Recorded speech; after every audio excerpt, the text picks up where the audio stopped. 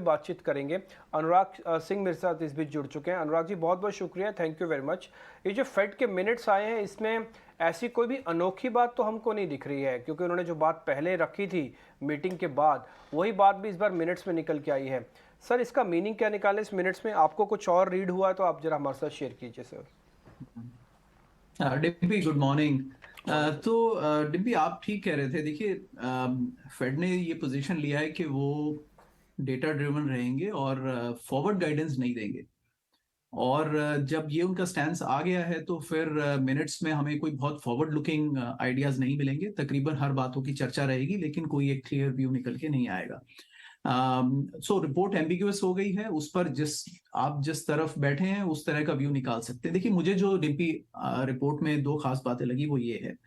एक, participant agreed that there is little evidence that data has inflation pressure is subsiding. मतलब कि मेरा reading भी यही था और पार्टिसिपेंट्स को लगता है कि अभी तक डेटा में कोई इन्फ्लेशन में कमी होती दिख नहीं रही है। पहला ये पॉइंट है। दूसरा ये है कि उन्होंने ये भी जज किया है कि देखिए, कॉन्स्टेंटली कमिटी के डिसीजंस को मार्केट वॉच कर रहा है।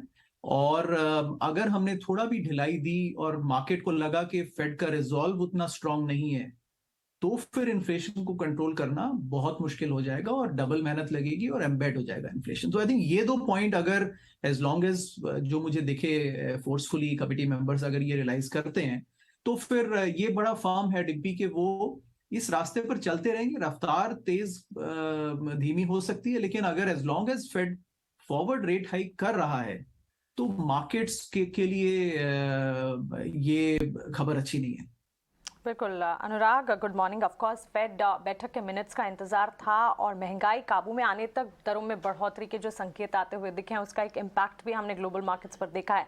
लेकिन coming back to the same और उसका इम्पैक्ट ऑन डोमेस्टिक मार्केट्स, क्या आपको लगता है market expectations, domestic market expectations जो है इंटरेस्ट रेट के, वो इन्फ्लेशन, यूएस इन्फ्लेशन रेट्स या फिर जो फेड मिनट्स हैं उसके साथ इनलाइन होते हुए दिख रहे हैं? क्योंकि हमने देखा है WPI इन्फ्लेशन जब आता हुआ दिखा 5 महीने के निचले स्तर पर था।